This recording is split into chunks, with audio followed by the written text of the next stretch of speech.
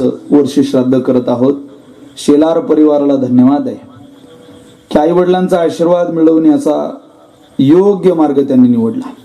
आज कार्यक्रमासाठी गुणीजन, गायक, वादक, महाराज मंडळी, पूजनीय सर्व महाराज मंडळी आहेत. आदरणीय हरिभक्तपरायण मुसळे आप्पा आहेत, आदरणीय मुरलीधर बाबा आहेत, मागे आदरणीय राहुल महाराज आहेत. मला ज्यांच्या माध्यमातून इथे येण्याची संधी मिळाली, ज्यांच्या माध्यमातून हा योग घडून आला, असे आदरणीय आपल्या परिसराचं, आपल्या जिल्ह्याचं वैभव आहे. त्यांच्या समोरने पण गाण्यातही गोडवा, स्वभावातही गोडवा. एखाद्या वेळेला गाण्यातला गोडवा कमी असला तरी चालेल, माणसाकडे स्वभाव गोड पाहिजे. गाण्याला काय करता हो, आता खूप जणांना येतं, पण मग त्या दोन्ही गोष्टीचा समतोल. मुळात वारकरी संप्रदाय हा कलेचा संप्रदायच नाही महाराज. एखाद्याने सांगू नये मी कलाकार आहे, आपण वारकरी हो सगळे. आपण कसले कलाकार? लोक स्वतःहून सांगतात किंवा विचारतात तिथं कलाकार कोण कोण आहे. कलाकार आपण सगळे वारकरी आहोत. खरं म्हणजे माफी मागतो तुम्हाला कदाचित, पण आपण वारकरी आहोत. आमचे बाबा म्हणतात आपण वारकरी आहोत आणि माणसाने वारकरी म्हणून जीवन जगलं पाहिजे. असे वारकरी मिलिंद महाराज आहेत. पखवाजाला साथीला लाभलेला गोड माणूस आहे. या भागातला राजाच आहे पखवाजाचा. तर सचिन बाबा आहेत, करंजगावकर, तुळशीदास महाराज आहेत, रवी महाराज आहेत, बरीच महाराज मंडळी आहेत. जयदीप महाराज आहेत, मेनेकरी.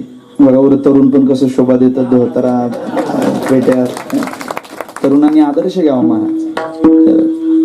हार्मोनियम वादक आहेत. आमचे बंधू आज ऑपरेटर आहेत, त्याच्यामुळे काही इकडे प्रश्न नाही. चॅनल आपल्या काय लाईव्ह आहे का? बर. सगळ्यांबद्दल कृतज्ञता समर्पित करतो आणि संकल्पित वेळेत या अभंगाचं चिंतन करतो. विठ्ठल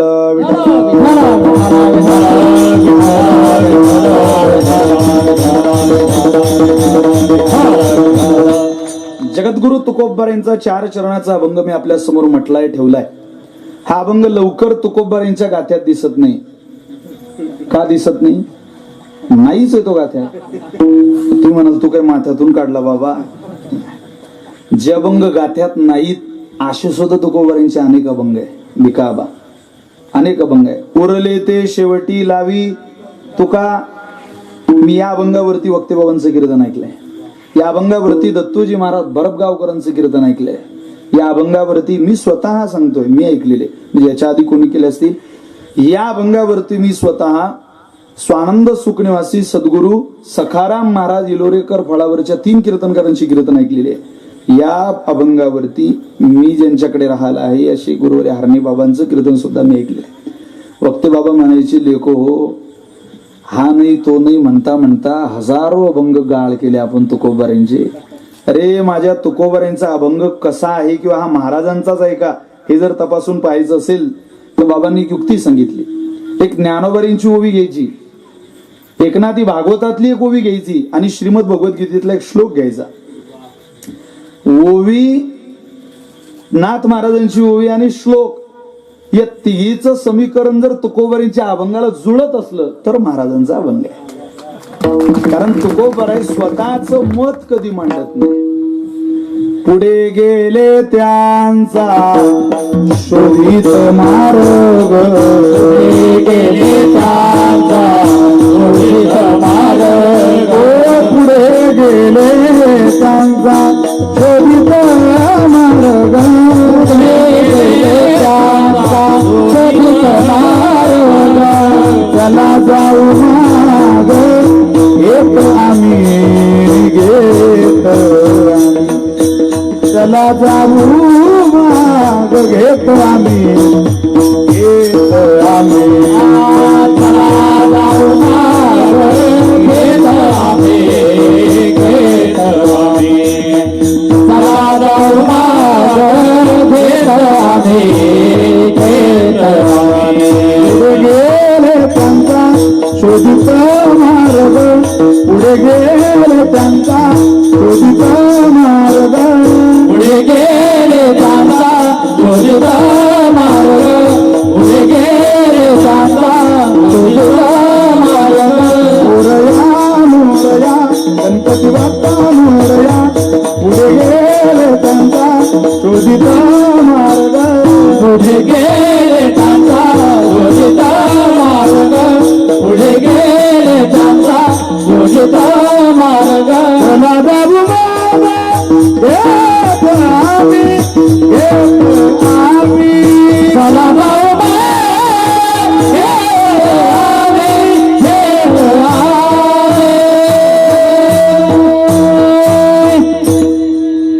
गेले त्यांचा शोधित मार्ग तुकोबारा म्हणतात आम्ही नाही. जे पुढे गेले वेद मार्गे मुनी गेले त्याची मार्गे चालिलो, ही आपली परंपरा आहे महाराज. आणि या परंपरेमधून हा अभंग आपल्याकडे आलेला आहे. खर तर शतकोटी तुझे करीन अभंग प्रतिज्ञा होती. आपण पाहतोय काल मर्यादा नाहीये. नामदेवराय मग तुम्ही ही प्रतिज्ञा, पण संतांची प्रतिज्ञा होती. जगद्गुरु तुका अवतार नामयाचा संप्रदाय सकळांचा इथोनिया. पण बरेच अभंग नाहीयेत महाराज, हजारो अभंग नाहीये. आजही म्हणतात 10,000 अभंगाची गाथा जुन्या लोकांकडे. दादा महाराजांचे कोणीतरी पूर्वज आहे त्यांच्याकडे 10,000 अभंगाची गाथा आहे तुकोबारांची. किती वैभव आहे ते. आम्हा घरी धन त्या तुकोबारांचे 4,092 अभंग म्हणजे आपण केले. हा नाही तो नाही, हा नाही तो नाही. असो, असाच तुकोबारांचा एक अभंग 4 चरणाचा आपल्या समोर म्हटलाय. प्रस्तुत अभंगाच्या द्वारा आपल्या पितरांचं, आपल्या पूर्वजांचं मनोगत सांगण्याचं काम तुकोबारे करताय. जन्माला आलेल्या प्रत्येक मुलाने, मी असं म्हणेल प्रत्येक जीवाने निदान 3 लोकांच्या मनोगतानं जीवन जगलं पाहिजे. पहिलं, देवाचं मनोगत काय हे जाणून जीवाने जीवन जगलं पाहिजे. संतांचं मनोगत काय आहे हे जाणून जीवाने जीवन जगलं पाहिजे.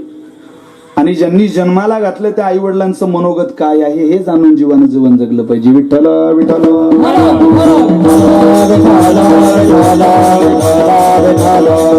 सध्या वर्तमान काळामध्ये चांगली चर्चा आहे. लोक म्हणतात श्राद्ध, पिंडदान, तिरवी हे जुनं झालं, आता बंद करा.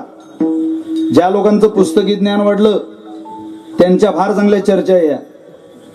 ज्या लोकांनी 2, 4, 5 पुस्तकं चांगले वाचले, जे ग्रॅज्युएट झाले, पोस्ट ग्रॅज्युएट झाले, थोडस ज्ञान कळायला लागलं, सोशल मीडियाच्या युगात आले, गुगलनं 2-4 गोष्टी वाचल्या म्हणजे आपण फार पंडित झालो असं समजू नये. त्या लोकांना माझी हात जोडून विनंती आहे, तुम्ही 2 रुपयाची पुस्तकं वाचता आणि लाखो रुपयाचं नुकसान करता. त्यापेक्षा ज्ञानोबारांच्या ज्ञानेश्वरीचे 2 पानं वाचा, तुकोबारांचे 2 अभंग वाचा. लाखो रुपये वाचतील सुद्धा आणि समाधान सुद्धा आयुष्यात मिळेल. तुकोबारांचे अभंग प्रपंचाला सुद्धा पूरक आहे आणि परमार्थाला सुद्धा पूरक आहे.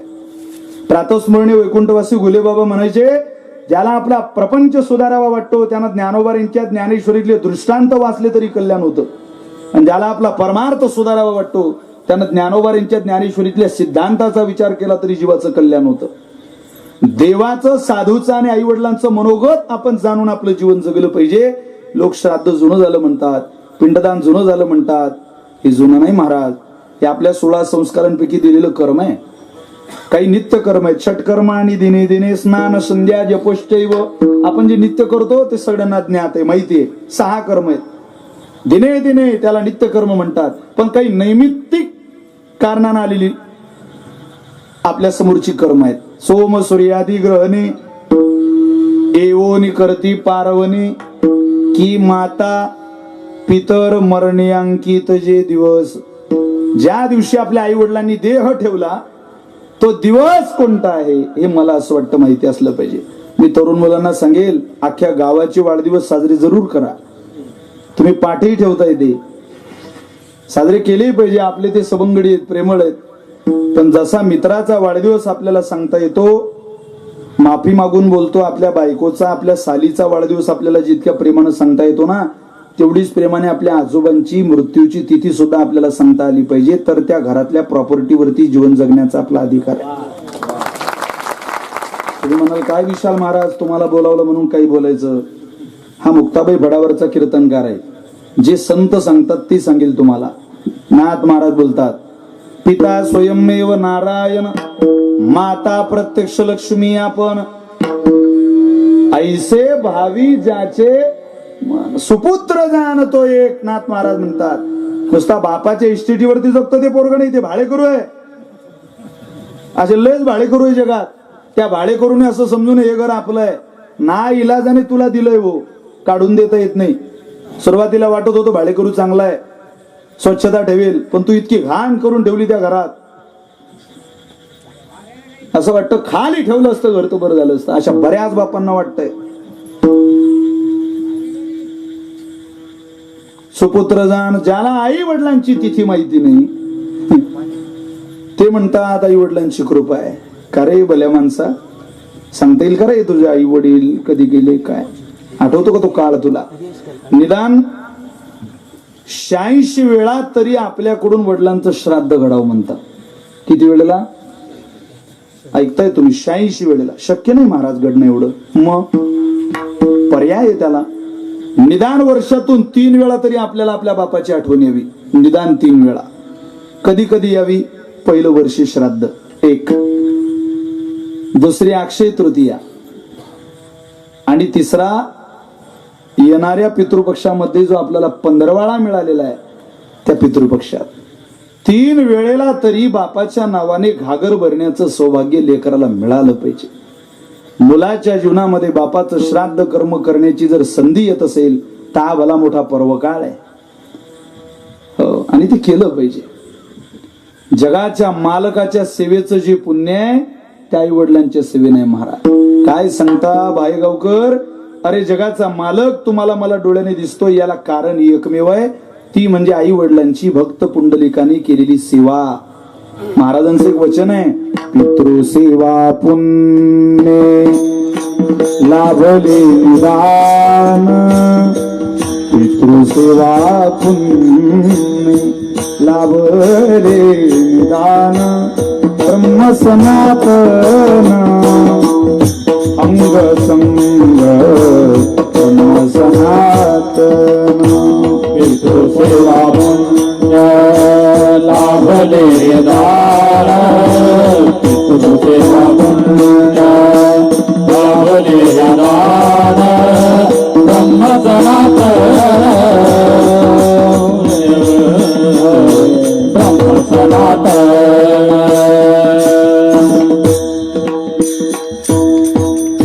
पितृसेवा पुण्य लाभले निदान. निदान म्हणजे जगाचा मालक. तो पितृसेवेने तुम्हाला मला प्राप्त झालेला आहे. एरवी आपल्या नशिबात नव्हतं त्याला पाहणं. आई वडिलांच्या सेवेनं जे मिळतं ते कुठं मिळवता येत नाही महाराज. ज्या घरामध्ये आई वडिलांची सेवा असेल, आई वडिलांबद्दलचं प्रेम असेल, आदर असेल, सन्मान असेल, ते घर नाही, ते घर मंदिर आहे. ज्या घरामध्ये आई वडिलांचं स्मरण नाही, आई वडिलांचा दररोज अपमान आहे, ते घर नाही महाराज, ते घर स्मशान आहे. ज्या लोकांना देवाच्या आशीर्वादाची गरज असेल पण आई वडिलांचा सन्मान करायची इच्छा नसेल, त्यांना देवाचा आशीर्वाद कधी मिळत नाही. ज्या लोकांना देवाच्या आशीर्वादापेक्षाही आई वडिलांचा सन्मान करण्यात देवाचा आशीर्वाद वाटत असेल, त्या घराचं, त्या कुटुंबाचं कल्याण झाल्याशिवाय राहणार नाही, इतका आई वडिलांचा प्रसाद असतो. आणि अशा वडिलांचं स्मरण म्हणून आपण ही सेवा करतोय आणि ती केली पाहिजे. एखादा चुकला समजा सेवा करताना, मग त्याला आठवलंच नाही बाबा, असं चालत नाही. ते बोट सुद्धा मोडतात आपल्या नावाने. वंशी दुराचारी पुत्र झाला. आपल्याच घराण्यातली व्यक्ती ही पिशाच योनीला जाते, ती दुसऱ्याच्या नाही आपल्या कुटुंबाला त्रास देते. तो त्रास, ते दुःख, ते कष्ट कुटुंबाला सहन करावी लागतात.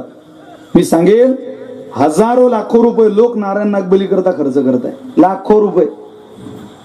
सतीची भूमी पाहता, स्मशानभूमी, त्र्यंबकला तरी जातात, काशीला तरी जातात. का? काय कारण आहे तो काशीला जाण्याचे, काय कारण आहे त्र्यंबकला जाण्याचे? उदाहरणार्थ, एखाद्या घरात एखादा व्यक्ती निपुत्रिक असेल, समजा पितृदोष आहे. बरकत म्हणजे आपलेच पैसे आपल्याला पुरत नसतील, पितृदोष आहे. कुणीतरी येतं ब्राह्मण बुवा सांगतं असं असं आहे बाबा.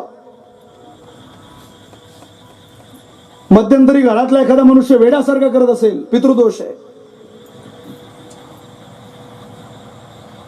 आपण कमवलेल्या पैशातून एक सुद्धा काम चांगलं होत नसेल, छोट्या छोट्या गोष्टीवरून भांडण विकोपाला जात असेल, मग या सगळ्या गोष्टीचं कारण त्या ब्राह्मण बुवांनी सांगावं, बाबा पितृदोष आहे, तुम्ही तो काढा. महाराज म्हटले, काही झटके घेऊ नको, तू एक काम कर, ज्ञानदेवा सांग झाला हरिपाठ, पूर्वजा वैकुंठ मार्ग पूर्वजा वैकुंठ मार्ग सोपा, पूर्वजा वैकुंठ मार्ग सोपा, पूर्वजा वैकुंठ मार्ग सोपा. ज्ञानदेवाचा झाला हरिपाठ, ज्ञानदेवाचा झाला हरिपाठ, ज्ञानदेवाचा झाला हरिपाठ,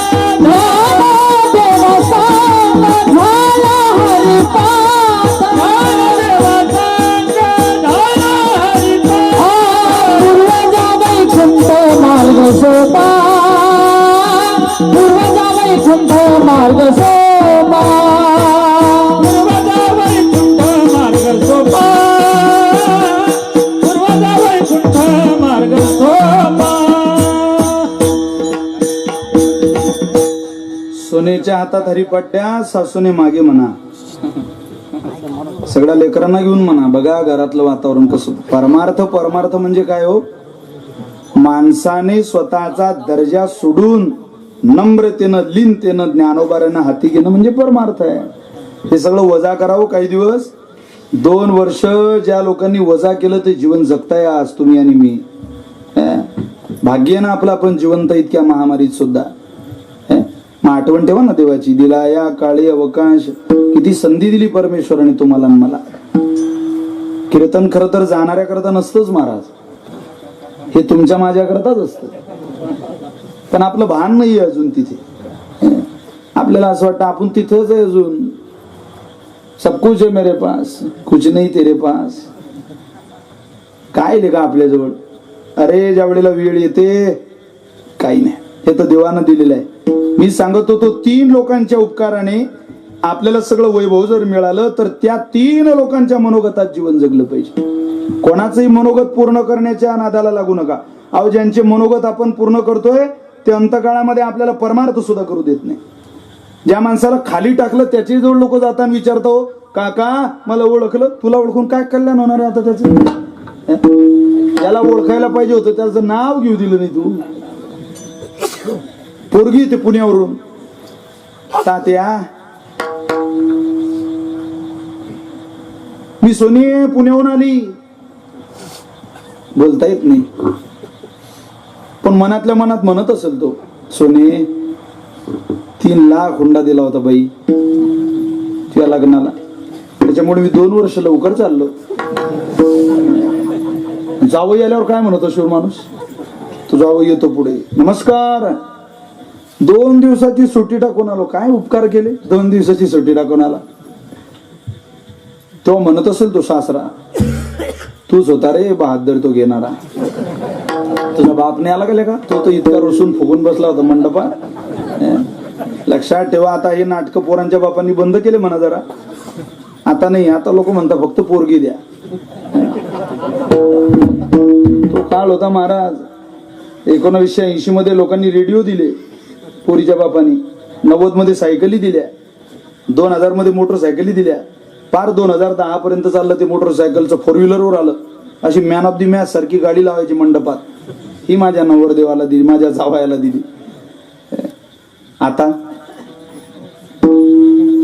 आता तो म्हणतो अंगाला राख लावल्यापेक्षा फक्त पोरगी द्या बा. कारण आता पोरीच नाही, जो भेटीन तो पोरगीच पा म्हणते, पोरं पा म्हणणारे मेले. आता तो काळच गेला महाराज. आता नाही ते. आम्ही गेलो की लोक म्हणतात तुम्ही गावगाव फिरता, पा एखादी गावगाव फिरतो काकू, मग काय त्याच्याकरता फिरतो का बापा त्या पोराला पोरगी पाहायला? नाही करू देत भजन. अहो ज्या वेळेला बायको येते अंतकाळात समोर, काय म्हणत असेल माणूस? ती म्हणते मला ओळखलं का? अरे काय जीवाला ओळखून जीवाचं कल्याण होणार आहे? आषाढी एकादशी महाशिवरात्रीच्या घरी जेवायला गेली काय तृप्त होईल का? नाही होऊ शकत तृप्त. जीवाने जीवाची ओळखी करता संगती, ओळखीला हरी धन्य तो संसारी. नाथ महाराज म्हटले, हरीला ओळखा. हरीला ओळखण्याचे दिवस फार थोडे. एखाद्या मोठ्या करोडपतीच्या अवलादीनं आपलं नाव घ्यावं काही भूषण नाही. अमुक अमुक मंत्री मला ओळखतो. अरे कल्याण नाही ना होणार, ओळख असू दे ना. काय करतोय ओळखीला? उद्धार करायला ज्ञानोबा आहेच कामी आहेत. उद्धार करायला तुकोबारायची ओळख लागली. तो यम सोयरा नाही रे बाबा आपला, तो काय नातेवाईक आहे गड्या आपला. आणि तिथं काय वशिला चालतो का? या देशाच्या पंतप्रधानाची सुद्धा हत्या होते. मृत्यूलोक सोडण्याचे 8 दरवाजे ऐका पटकन. पहिला दरवाजा आहे हत्या, दुसरा दरवाजा आहे आत्महत्या, तिसरा दरवाजा आहे काली मरण, चौथा दरवाजा आहे काल मरण, 5वा दरवाजा आहे आत्मसमर्पणात मृत्यूलोकाचा त्याग, 6वा दरवाजा आहे आत्मत्यागात मृत्यूलोकाचा त्याग, 7वा दरवाजा आहे समाधीत मृत्यूलोकाचा त्याग आणि 8वा दरवाजा आहे दिव्य निर्याणात मृत्यूलोकाचा त्याग. जीवाच्या ठिकाणी फक्त 4 दरवाजे, हत्या, आत्महत्या, अकाली मरण आणि मरण. 5वा दरवाजा तुम्हाला मला डोळ्याला दिसत नाही. आणि काय सांगता मंत्र्यांच्या ओळखी तिथं नाही चालत महाराज. काळ आला जावंच लागेल महाराज. एकदा गरुडाची आई आजारी पडली. आता मोठ्याची आई आजारी पडली, सगळे पाहणारे मोठे. कीर्तनकाराची आई आजारी पडली तर पाहायला गायक वादळ. पुढाऱ्याची आई आजारी पडली, मंत्री, आमदार, खासदार, दिवेत सगळे. एखादा बिवळेची आई आजारी पडली तो सगळे पाहणारी तीच गॅंग टोळी. देवाची आई आजारी पडली गरुडाची, मग पाहायला कोण येणार आहे? तुम्ही बोर झाले का? काय माना आला होता मग बोला ना जरा. पाहायला कोण येणार आहे? देव, सुरगान, सगळे सुरवर, स्वर्गीचे सुरवर घेऊन आले बोबाट. जसे पंढरपूरला येतात ना, वाळवंटापासून महाद्वारापर्यंत सुरवरांची दाटी उभे जोडून हात. तिथे येतात ते रांगेत सुरवरांची दाटी उभे जोडून हात. आम्हाला जाऊ द्या, आम्हाला जाऊ द्या म्हणतात. त्या पंढरपूरला नवलविवाह ग्रामपंचायत सदस्यालाही वाटतं मला VIP दर्शन झालं पाहिजे. सदस्य तिथे देवता रांगेत उभे आहे, तू काय तुझं डमरू वाजवतोय? देवता देवता. देवाजवळी माणसाचा अहंकार जात नाही बा. आता काय सांगा.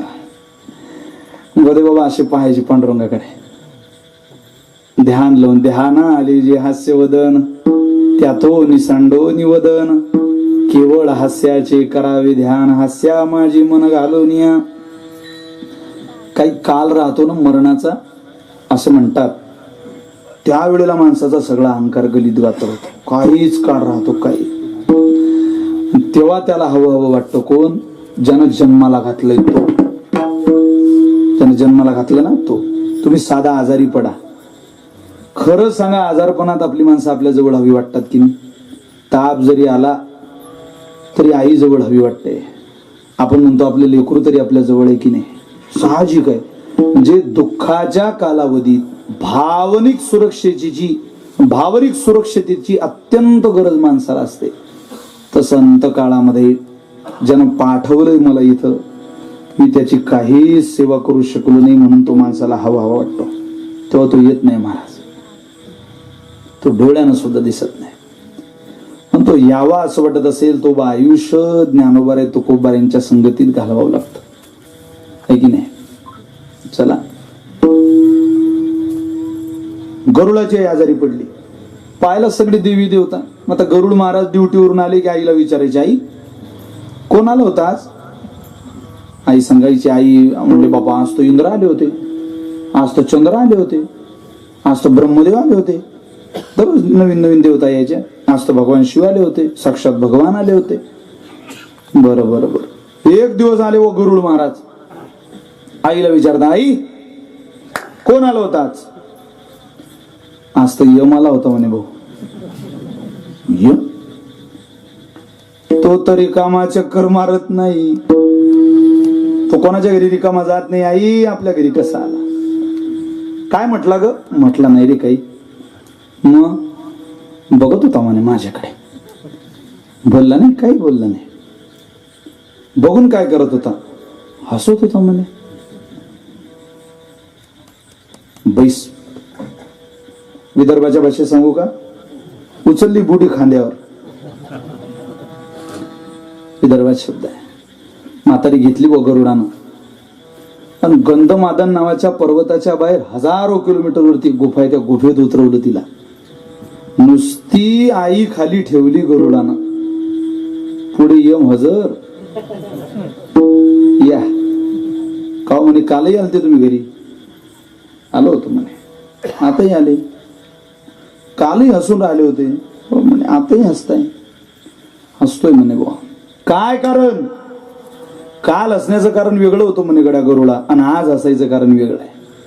काल हसत होतो एवढ्या करता की आईला घ्यायला आलो, काही कालावधी शिल्लक राहिला या म्हातारीच्या मरणाचा, आणि मी तिथं घ्यायला आलो मग पाहिलं तिचा मरण तर गंधमादन नावाच्या पर्वताच्या बाहेरच्या हजारो किलोमीटरच्या गुफेत आहे. मी त्या दरवाज्यातून हसत होतो. पहिल्यांदा ब्रह्मदेवानं चुकी केली म्हणे, इतक्या कमी वेळात या म्हातारीला तिथं कोणीच पोहोचू शकत नाही, कारण एवढा वेगच गरुडा तुझ्याशिवाय कोणाला नाही. म्हणजे पाहता काय बायगाव नेली म्हातारी. गरुडाला दुःख झालं, जवळ घेतलं त्याला. तेथ नाही उरो आले अवतार, गरुडा रडू नको, आएगा सो जाएगा राजा रंक फकीर. अरे 9 भी मर गए, 10 भी मर गए 1788, 33 कोटी देवता मर गए पड़े काल के फांसी. फिर मर गए पैगंबर, मर गए हकीम रोगी, जपी तपी सन्यासी मर गए जिंदा जोगी. तीनों लोक पर छत्र विराजे लोटा कुंभ बिहारी, कहत कबीर सो भी मर गए रहत कौन बिचारी.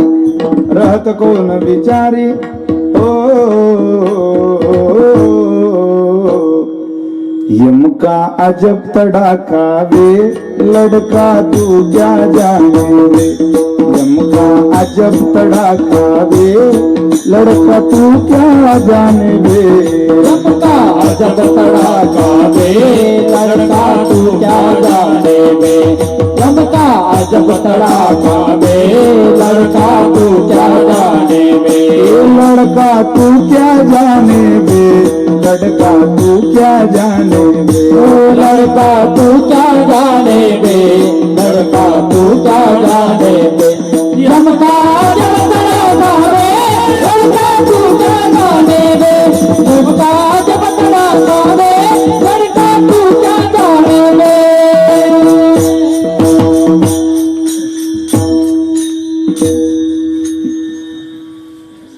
ती एकदा बसला ना धडाका, 7 कोटी घरं होती. 7 कोणाची? अरे बापरे, तुमची ओळख आहे? 7 कोटी 7. पण सांगा ती कवडी गेली नाही. ओ रावण असा लटलट लटलट लटलट कापत होता. आता काय सांग, त्या रावणाचं चरित्र वाचा तुम्ही. भयंकर कठीण दुःख आहे नरकाचं रावणानं वर्णन केलं. मला वेळ मिळाला तर सांगेल तुम्हाला पुढे. मृत्यूचा काळ जवळ आला की जर माणसाला भगवंताची आठवण येत असेल तर भाईगावकर माझी प्रार्थना आहे, आपण हयातीमध्ये जितकं सुंदर जीवन जगूया की जगाच्या मालकाने आपल्या मृत्यूच्या तिथीची वाट पाहावी.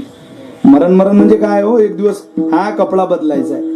मरण या शब्दाचा साधा अर्थ आमचे गुरुजी सांगतात, मरण म्हणजे मी नाही आसुबा असा अनुभव न येणे. मी नाही असं कधी वाटतं का माणसाला? मी नाहीये बुवा. तुम्ही मेल्यानंतर सुद्धा हे तुम्हाला वाटणार नाही. फक्त एवढंच, हे सगळं सोडायचंय. हे एकदा त्यागलं का दुसरं तयार आहेच आपल्याकरता.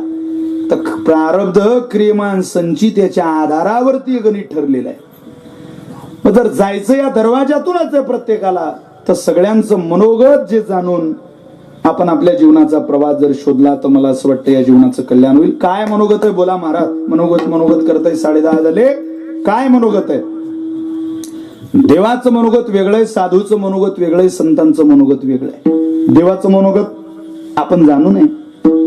देवाला वाटतं आषाढी कार्तिकी विसरू नका मज सांगत असे गुज पांडुरंग. हे देवाचं मनोगत आहे, तुम्ही वारीला आलं पाहिजे. साधूचं मनोगत, करा रे बापांनो साधन हरीचे जनी करणीचे. संतांना वाटतं आपण परमार्थ केला पाहिजे. लागून या पाया विनवितो तुम्हाला. अरे त्यांच्या मनोगताचा सखोलात विचार केला तर संतांनी त्यांचं मनोगत पूर्ण आपल्याकडून करून घेण्याकरता इतके प्रयत्न केले महाराज, आणि त्याची व्यवस्था सुद्धा करून ठेवली. हो, प्रयत्नाची पराकाष्ठा केली बुवा. साधं नाही. तो कोबाराच्या वेळेला सहज अभंग बोलायचे, त्या अभंगाचं लिखाण सुरू झालं आणि महाराजांनी सांगावं, बोलविता धनी वेगळाची. मी बोलतोय पण ही माझी अक्षर नाही हो. आवडते आळोके जननीयेचे बाळ. जसं एखाद्या आईला तिचं मुलं पोरग आवडतं, तसं जगाचा मालक माझ्याकडून बोलून घेतोय. सहन नाही व्हायचं लोकांना. तत्कालीन मंबाजी बुवा, रामेश्वर भट्ट, कारण लोक पंचम वेदाची उपमा द्यायला लागले होते तुकोबार यांच्या गाथ्याला. आणि आहेच, महाराजांचे अभंग म्हणजे पंचम वेद आहे. तुम्ही वाचा, अरे अंगाला श्वार येतात महाराज. काही काही अभंग असे आहे जे इतक्या लोकांसमोर म्हणूच शकत नाही आपण. 10 बाय 10च्या खोलीत 5 जणांना सुद्धा म्हणून दाखवू शकत नाही आपण, असे अभंग आहेत. एखादा अभंग वाचा, तुमचं भान ठिकाणावर येईल. सगळ्या जीवनात झालेल्या पापांचा पाढा एका 4 कडव्याच्या अभंगात तुकोबारांनी काही काही ठिकाणी आणलाय. आपण वाचत नाही, लोकांना सहन व्हायचं नाही. ऐका लक्ष देऊन. देऊतले लोक सहन करायचे नाही तुकोबारांची वाणी. पंचमवेद ख्याती व्हायला लागली. माणसाचं नाव मोठं झालं की विरोध निर्माण होतो. बरेच माणसं जीवनात अडचणी आणतात. ज्या लोकांच्या जीवनात जास्त अडचणी आहे त्यांनी जास्त खुश राहिलं पाहिजे. फार आनंदित राहा. अडचणींचा सामना करून, त्या अडचणींवर मात करून ज्या दिवशी तो एक शिखरावरचा दिवस येतो ना, तो विजयाचा इतका आनंद देतो की जगा वेगळा. त्याच्यामुळे या अडचणी येत असतात. तुकोबारांच्या जीवनात परकीयांच्या अडचणी यायला यात नवल नाही महाराज. समजा शेलार परिवार आहे, त्या परिवारामध्ये एखाद्या व्यक्ती सज्जन आहे. शेलार परिवाराची जबाबदारी आहे त्या सज्जन व्यक्तीचा सांभाळ करणं. मिलिंद महाराजांचा स्वभाव भोळा आहे. कर्तव्य तुमचा सगळ्यांचा त्यांचा सांभाळ करणं. कहो तुकोबारांसारखा महात्मा ज्या परिवारात जन्माला येतो, हा साधू नाही, संत नाही, देवाचा आवडीचा नाही, निदान हा भला माणूस आहे. कोणाच्या घेण्यात नाही आणि कोणाच्या देण्यात नाही. एवढं तर कळतच असेल ना त्या भावकीला. कोणाच्या भावकीला? तुकोबारांच्या. पण तरी भावकी एवढं सुद्धा लक्षात ठेवत नव्हती. ओ इतका विरोध झाला. कोपला पाटील गावीचे हे लोक, आता माझं भीक कोण घाली. बैल मेला दावणीचा, बायको मिली, भाऊ गेले, भाऊजई गेली. दुःखाचा क्षण तो होता. पाणी पाहिजे म्हणून तुकोबारांचा मुलगा सुद्धा गेला महाराज. कशा करता? पाण्याकरता. पाणी पाहिजे, पाणी. स्त्री एक अन्न न करता मिली ऐकले आपण. पण पोरग पाणी मागत होता. आवडे अंग याला पाणी. हंडा घेतला, ओढ्यावर गेली. दुष्काळ होता, पाणीच नव्हतं महाराज. एकाच ओढ्यात पाणी, थोडस लोक त्यात पाणी भरायचे. बहिर दिशेला जाताना तेच पाणी घ्यायचे. रोगराई पसरलेली होती, गंदगी झालेली होती, सगळं हाहाकार, थैमान होतं. जसं कोरोनाचं थैमान आपण पाहिलं, सगळीकडे रोगराई होती, दुष्काळ होता. सगळं धन तुकोबारांनी लोकांना खाऊ घालण्याकरता वाटून दिलं होतं. ज्यांना अन्न दिलं, ज्यांना धान्य दिलं, ज्यांना पैसे दिले तुकोबारांनी, ते पाण्याचा ग्लास देत नव्हते. सांगा, गेलं पोरगा. फारच वैराग्य झालं महाराजांना. अनेक गोष्टी झाल्या. महाराजांचे अभंग बाहेर येत होते ते भगवंताच्या दिशेने. इतकी महाराजांची अवस्था बदलली की महाराज बहिर दिशेला गेले, त्या जागेवरती सुद्धा अभंग यायचे. रामेश्वर भट्ट म्हणतात, शब्द चांगले म्हणतो म्हणे, वेद म्हणतो म्हणे, वेदाचा अपमान करतो, या जागेवरती नाव घेतो, लाज नाही का वाटत, कसा बोलतो. खूप बरे म्हटले, पडिले वळण इंद्रिया सकळा. मी नाही बोलत बुवा, बोलविता धनी तोय. तुकोबारांच्या भाषेत सांगायचं झालं तर, निळा म्हणे मी बोलता, दिसे परी त्याची सत्ता. हे त्याची आहे सगळी.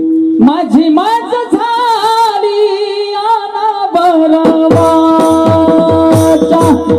माझी माझ झाली आना बरवाचा, माझी माझ झाली आना बरवाचा, माझी माझ झाली आना बरवाचा. झंडया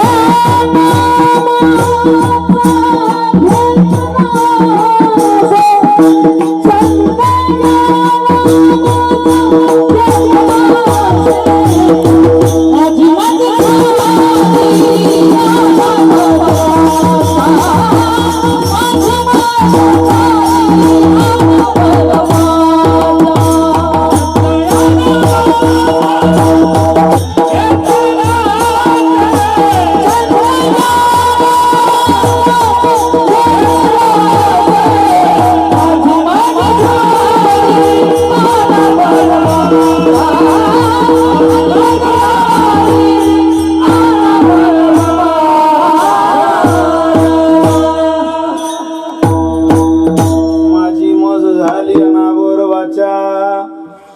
छंद लागला महाराजांना, व्यसन लागलं व्यसन. महाराजांचा राग करत होती ती माणसं. मग माझी जीभ ऐकत नाही, माझी मज झाली अनावर वाचा, हे प्रमाण म्हणता बरोबर. प्रमाण दिलं म्हणून आठवतंय. पुढचा प्रसंग बघा कसा घडला. तो मंबाजी पुढे आला आणि मंबाजी म्हणतो, वाचा ऐकत नाही ना, मग काढून टाका तिला, जीभ काढून टाका तुमची. तुकोबारे म्हटले, तुम्ही करावं तेवढं काम जमत असेल बरं तरी होईल. जीभ धरली हातात, असा 420 व्होल्टचा करंट लागला त्याला. तोही भजन करत होता. गावकी गोळा केली. तत्कालीन महाजनकी असलेले सगळे लोक आले, पाणवठ्यावर बसले आणि सांगितलं, तुकोबारे अपमान करताय वेदाचा. वेद म्हणताय तुकोबाऱ्यांना बोलवा. बरं बोलावलं त्या सभेत आणि सांगितलं, मी आपल्याला सांगतोय, आपल्याकडून ते मनोगत पूर्ण करण्याकरता प्रयत्न किती केले आहे का. ठराव झाला तिथं, तुकोबारांनी याच्या पुढे अभंग तर करू नये, पण झाले त्याचं काय, सगळे इंद्रायणीत बुडवावे. रडली तुकोबारे. का रडताय तुकाराम महाराज. काही नाही, देव तुमच्या रूपात आला आणि तुमच्या रूपात येऊन देवानं इतकं आयुष्य ज्याच्याकरता खर्च करून घेतला, आज तेही बुडवायला निघाला. प्रपंच तर बुडवला, आता झालेला जीवनातलं परमार्थ सुद्धा बुडवतो. गेले घरी ते कागद गोळा करायला लागले. रडत रडत एक एक पान ठेवलं तुकोबाऱ्यांनी. बहिणाई आली होती, देवूत गंगाधर बा मवाळ होते, महाराजांचे पखवाज वादक होते. सोमबा ठाकूर कीर्तन वाजवले होते महाराजांची. पखवाज आणला आणि म्हणायला लागले, महाराज माझ्याकडे द्या आणू काही अभंग, मला वाचू द्या महाराज. वाजवता वाजवता पारायणच झालं नाही हो या अभंगाचं, द्या ना महाराज. नाही महाराज म्हटलं, आता शब्द दिलाय गड्या. सगळे रडत होते. महाराजांचा भक्त मंडळ खूप होता. सगळे रडताय याचं मला नवल वाटत नाही महाराज, तुम्ही चरित्र वाचा. महिपती महाराज म्हटले, ज्या जिजाईनं त्या काळ्या पांडुरंगाचा शेवटपर्यंत द्वेष केला, ती आली जवळ. म्हणे, हो आयुष्य मला सोडून ज्याच्याकरता खर्च केलं, ते आता बुडवायला निघालात. आणा माझ्याकडे, येऊ तर द्या, कोण येतो बुडवायला. नाही ग आवडे, नाही जाऊ दे. महाराज रडत होते. महाराजांना वाटलं, कधी आवडीनं देवाचं नाव चांगलं घेतलं नाही ना, ती आवडी म्हणते त्या अभंग राहू द्या. एवढे खूप झालं, माझ्या अभंगाची काय ताकद आहे. सगळे अभंग बांधले, दगड घेतले महाराजांनी, गुडघ्या एवढ्या पाण्यात गेले, मांडी एवढ्या गेले. लोक हाक द्यायचे, भक्त मंडळी ती कीर्तन ऐकलेली माणसं रडायचे. महाराज बुडवले अभंग तुकोबाऱ्याने. बाहेर आले नाही का, शिडीवर बसले, भगवंताकडे पाहतात. देवा तुझा माझा कारे वैराका. काय तुझं माझं वैर आहे गड्या, काही कळत नाही. एक दिवस तुकोबाराय पूर्ण आकाशाकडे पाहताय. चूल पेटली नाही तुकोबारांच्या भक्तांच्या घरात, चूल नव्हती पेटली महाराज. या पृथ्वीवरचा सगळ्यात वाईट दिवस होता तो, ज्या दिवशी तुकोबारांचे अभंग इंद्रायणीत नेले. काय भाग्य आपलं, तुमच्या माझ्या सारख्या गरीबाच्या लेकराच्या गळ्यात टाळ. अरे नसतं घडलं कधी. बापानं पोऱ्याला सांगावं, इतकं ज्ञान मर्याद येत होतं, उपकार आहे माझ्या ज्ञानोबारांचे, हे सगळं भांडार खुलं केलं. ताकद नव्हती महाराज. छत्रपती शिवाजी महाराजांनी ज्या महाराजांचं कीर्तन ताळपत्रीवर बसून ऐकावं, असा स्वाभिमानी राजा होता. एक छत्रपती 1674 मध्ये स्वराज्य संकल्पक, स्वराज्य स्थापक होतो.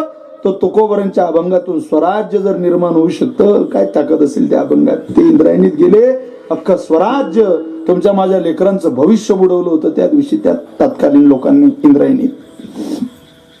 बाहेर आले तुकोबारायण, रडता आकाशाकडे पाहून. पहिला दिवस गेला, अन्न नाही. 2 दिवस झाले अन्न नाही. 3 दिवस झाले अन्न नाही. 4 दिवस डोळ्यातला अश्रूची धार तुकोबारांच्या बंद नाही. सगळे भक्त तुकोबारांकडे पाहताय. आता अभंग गेले तरी ज्या महात्म्याने हा प्रसाद दिला त्या तुकोबारांना पाहावं वाटलं पाहिजे, पाहता आलं पाहिजे शेवटच्या क्षणापर्यंत. 5व्या दिवशी सकाळी मंगळ वेळेत थंडीगार हवा सुटली, मातीचा सुगंध दरवळायला लागला, पक्षी किलबिल करत होते. ते चरित्रामध्ये सांगितलंय म्हणे, बाळ मूर्ती सगुण असलेला सावळा परमात्मा तुकोबारांच्या मांडीवर जाऊन बसला. महाराजांना म्हणतो विनेला हात लावून, तुकोबार आहे? हो तुकोबार आहे, मी आलोय. महाराजांनी मिठी घातली देवाच्या पायाला. त्याचे पायी घाला मिठी, मग तो कुरवाडी लजग जेठी. त्याच्या पायावर मिठी घातली. देवा कुठे होता रे इतके दिवस? 4 दिवस झाले तुला दिसले नाही का रे माझे अभंग? देवानं दिलेलं उत्तर आहे का भाईगावकर, तुकोबार आहे? तुमचे अभंगच घेऊन तारत होतो पाण्यावर, दोन्ही हातात वया घेतल्या होत्या तारत होतो. मग उशीर का लागला देवा? जगाच्या मालकाने दिलेलं उत्तर आहे. आमचे गुरुजी सांगतात, मी अभंग त्याच वेळेस बाहेर आणत होतो, पण मला इंद्रायणीनं थांबवलं. आणि ती इंद्रायणी म्हणे, देवा काय माझं भाग्य आहे रे, तुकोबारांचा गाथा स्नानाला आला, एकदा पारायण तू करून घेऊ दे.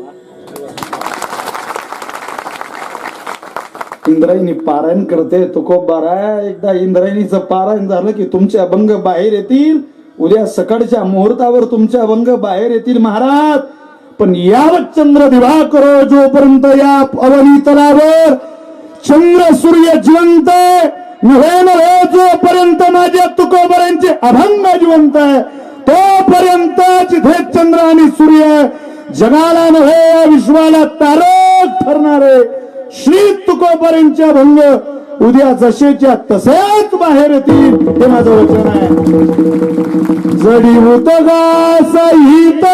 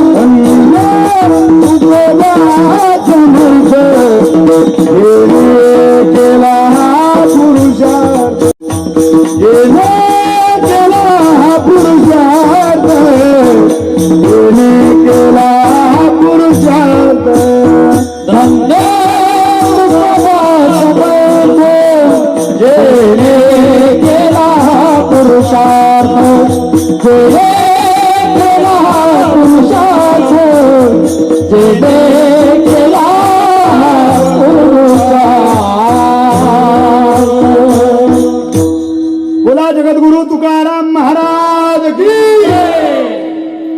तारले वागून अभंग बाहेर आले. म्हणे रामेश्वर भट्ट, द्विजा तुका विष्णू नाही, दुजा अवघे द्विजवर. ब्राह्मण, द्विजवर म्हणजे ब्राह्मण, अवघे जेवढ्या जगात होते ना ब्राह्मण तेवढे सगळे एक झाले. आणि ते म्हणतात, मनती धन्य धन्य आता इसे कोणी होणे नाही. असं नाही होणे आता कधी. तुमच्या माझ्या कल्याणाकरता त्यांचं मनोगत पण पूर्ण आपल्याकडून करून घेण्याकरता किती कष्ट घेतले हो, तरी वाचावं वाटत नाही. मला असं वाटतं एवढा प्रसंग ऐकून तर गाथा वाचावाच वाटला पाहिजे, वाचलाच वाटलं पाहिजे. हे विशाल महाराज खोलीचं कीर्तन आहे. हे मुक्ताबाई फडावरचे एका सामान्य सेवकाचं कीर्तन आहे, भिकाऱ्याचं कीर्तन आहे मुक्ताबाईच्या दरबारातल्या, पण तुमच्या जीवनाचं कल्याण करणारं कीर्तन आहे. तुमच्या जवळचं पाकिट घ्यायला, मोठ्या मोठ्या टीव्हीवर यायला, नमुक यायला, आता ती हौस पिटली आमची. मला खरंच वाटतं तुमच्या लेकरांनी गाथ्याचं पारायण केलं पाहिजे. शेलार परिवार श्राद्ध करतोय, तुमच्या माझ्या लेकरांनी घातलं पाहिजे आपलं श्राद्ध. एवढे तरी संस्कार टिकवायची गरज पडली. 25,000चा मोबाईल घेऊन देता पोराला, त्याच्या वाढदिवसाला गाथा आणून द्या, रडा, बापाने त्याच्या समोर 2-4 अश्रू ढाळा, नाटक करावं लागत तरी चालेल, रडा आणि त्याच्या पुढे हात जोडा तुमच्या कल्याणाकरता. मोबाईल थोडा साईडला ठेवत जा रे पोरा, 15 मिनिट या गाथ्याला देत जा, तुला तुझ्या बापाची आठवण येईल ना. मी पाणी सांगला ऐकू नको, पण तुकोबारांचे 10-15 अभंग वाच रे. असं बाप ज्या दिवशी म्हणेन ना, त्या दिवशी ते पोरग म्हणे नाही माझ्या बापाची इच्छा आहे, मी केलं पाहिजे ते. त्याची गरज आहे महाराजा. परमार्थाचं दुसरं नाव परिवर्तन आहे. जर परिवर्तन होत नसेल तर या जगाच्या बाजारात, या थोटांगात, या सोंगात, या पैशाच्या नादात तुकोबारे कधीतरी आडवे येतील. आपल्याला म्हणतील लाज वाटते मला तुमचं थोबाळ पाहिजे, लाज वाटते. हो, किती चुकीचं जीवन जगलात तुम्ही. चला थोडा विस्तार झाला, तर 11:15 झाले बुवा, 15 मिनिट बाकी आहे. तारीख घेताना काही पूर्ण अभंग सुटला पाहिजे असं ठरलं नव्हतं बुवा. विठ्ठला विठ्ठला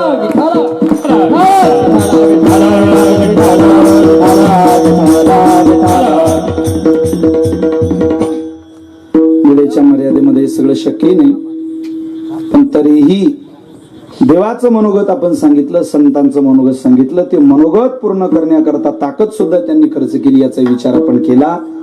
मुद्दा आहे तुकोबाराय सांगता आपल्या आई वडिलांचं मनोगत, त्यांचं मनोगत काय आहे आणि ते का पूर्ण करायचं, या 2 गोष्टीचा विचार जरा करूया आणि विठोबा रखुमाईचं भजन घेऊया.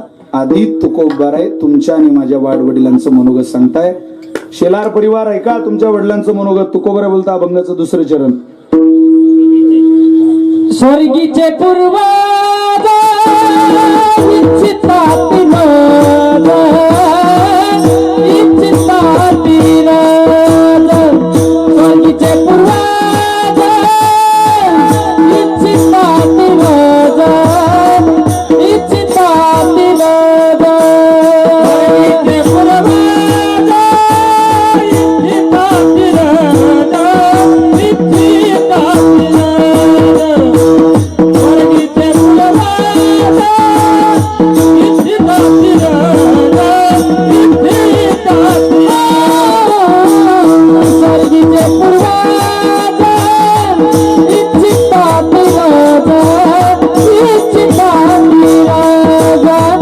स्वर्गीचे पूर्वज इच्छिताती नाद, इच्छिताती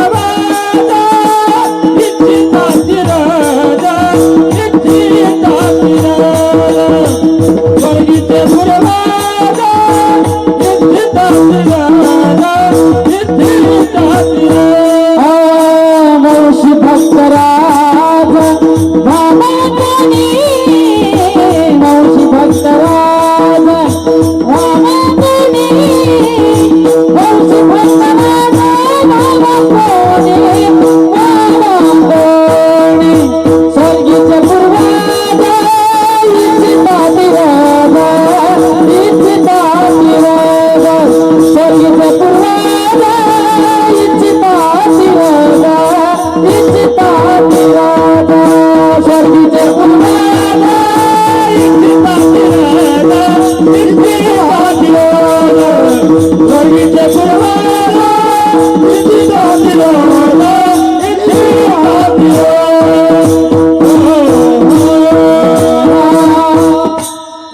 काय अपेक्षा आहे आपल्या पूर्वजांची. स्वर्गीचे पूर्वज इच्छिता ती रज, रज म्हणजे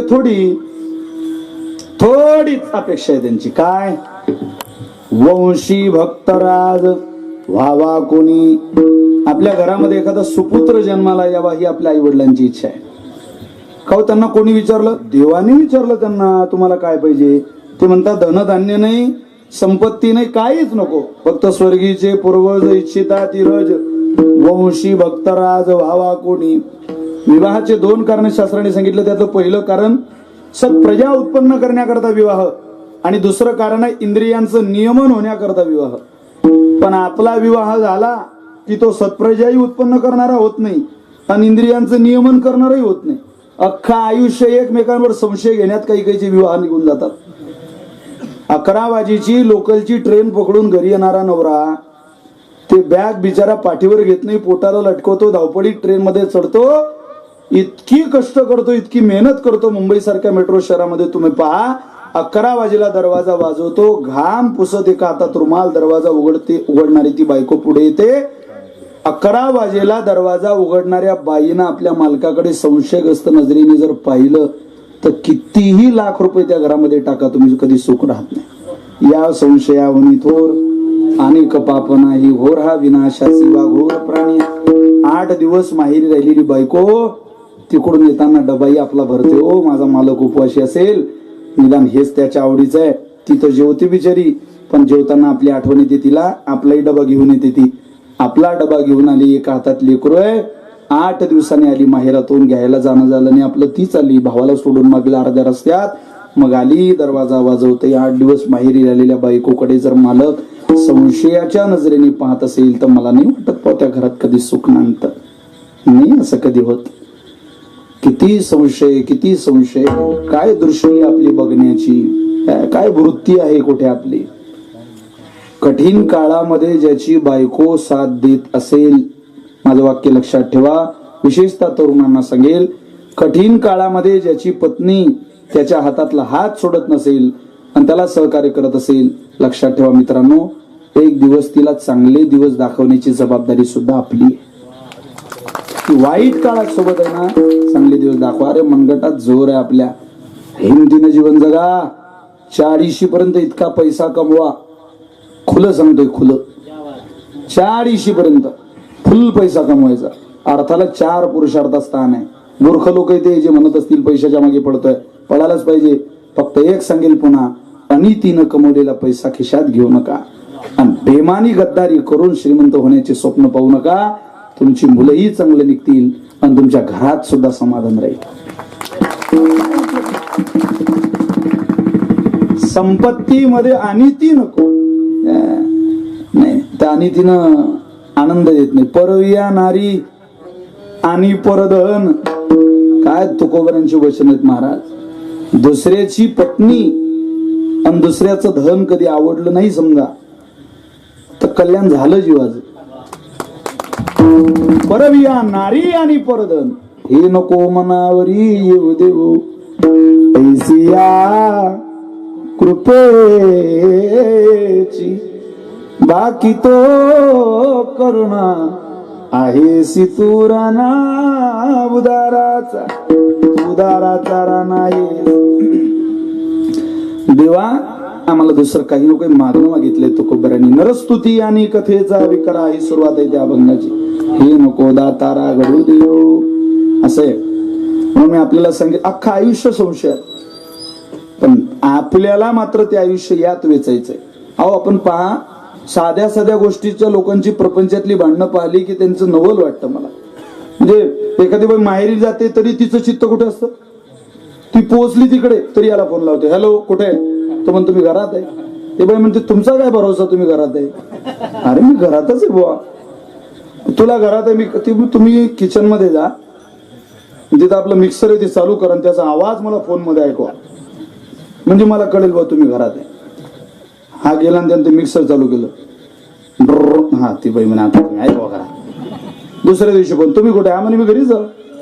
ते बाई म्हणे मिक्सर, यानं मिक्सरचा आवाज पुन्हा ऐकवला, तुला आटला पटलंय ना, म्हणे हो, म्हणे मी तुम्ही घरीच आहे. तिसऱ्या दिवशी पुन्हा फोन, तुम्ही कुठे आहे, हा मी मिक्सर जवळच उभा आहे, मला माहित होतं तुझा फोन येणार आहे.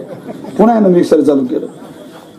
8 दिवसानं ती बाई तिकडून इकडे आली आणि त्या बाईनं फोन लावला, तुम्ही कुठे आहे, तो म्हणे मी घरी आहे. आणि हे बाई दरवाज्यात होती, दरवाजाला कुलूप होतं. ही बाई त्या शेजारणीला विचारते, काकू हे कुठं गेले हो. ती काकू म्हणते, बाई तो 8 दिवस झाले मिक्सर घेऊन फिरून दिसला प्लग की लावलं मिक्सर, दिसला प्लग की लावलं. काय धाकी पडले काही काही लोक बाय हो, मावले हो, आम्हाला सुधरू द्या जरा. काय आम्हाला जीवन जगू द्यायचं ठरवलंय की नाही तुम्ही. पुरुषांची संख्या जास्त आहे, आज एरवी महिलांची संख्या जास्त असते. बाकीच्या बाया काय कारगिलच्या युद्धाला गेल्या का? त्यांना घरी गेल्यावर सांगा, स्वर्गीचे पूर्वज इच्छिता धीरज. आपल्या मालकाकडून आपल्या पूर्वजांची अपेक्षा आहे की त्यांनी मुलगा जन्माला घातला पाहिजे. मग मुलगा जन्माला जर घालायचा असेल तर प्रपंच चांगला लागतो. नामदेवराय देवाला जीव घालता याचं कारण आहे दामा शेट्टींचा परमार्थ आहे. 5 वर्षाचे नामदेवराय झाले, पंचवर्ष नाम झाला विठोबा रशादीला, विठोबा रशादीला, विठोबा रशादीला. पंचवर्ष नाम झाला विठोबा रशादीला, विठोबा रशादीला, विठोबा रशादीला. देव ज्याच्या घरी बारशाला येतो, काय पोरग असेल ते, आपलं बारसं जाऊ द्या, निदान ते सटवीनं तरी चांगलं लिहायला यावं असे तरी स्वप्न पहा. स्वर्गीचे पूर्वज इच्छिता तीरज, वंशी भक्त राज व्हावा कोणी, एक भक्त जन्माला घाला. काय करेल तो भक्त? पहिलं चरण, धन्य हरी भक्त जन्मले देवासी, धन्य हरी भक्त जन्मले देवासी, धन्य हरी भक्त जन्मले देवासी, धन्य हरी भक्त जन्मले देवासी. सखल कुळाची तारी आले, सखल कुळाची तारी आले, स्वर्गीचे पूर्वज इच्छिता धीरज, स्वर्गीचे पूर्वज इच्छिता धीरज. सखल कुळाची तारी आले, सखल कुळाची तारी आले, स्वर्गीचे पूर्वज इच्छिता धीरज, स्वर्गीचे पूर्वज इच्छिता धीरज. क्या बात आहे. धन्य हरिभक्त जन्मले ज्या वंशी. मग काय होईल आम्हाला? तो मुलगा समजा जन्माला आम्ही घातला, काय होईल? काय होईल? सकळ कुळाशी तारील, तो सगळ्या कुळाचा उद्धार करेल. एक पोरग माळकरी, प्रत्येकाने आपला गळा घरी जाऊन तपासा, इथं नाही. किती दिवस हड्ड्या फोडायच्या याचं सुद्धा लिमिट आहे, गणित आहे का या आयुष्यात? आपला आहार शाकाहार आहे, आपण काय खातोय? एखादा कोला उसात गेल्यावर तो कारलं खाऊन राहिला, अरे ऊस काय बाबा, ते कारलं खाऊन तोंड झालं कडू, तो खाली तोंड खुपसायला लागला मातीत, तिथं होतं विंचू, त्यानं दिला याला नागी. मग ते कोलं बी भान पडत निघालं. सगळे त्याला विचारतं, का रे भाऊ काय झालं रे? तो म्हणे सांगू नाही कोणाला. अरे सांग काय झालं सांग. तो म्हणे काही खाऊ माणसाने पण टांगेल खाऊ नये.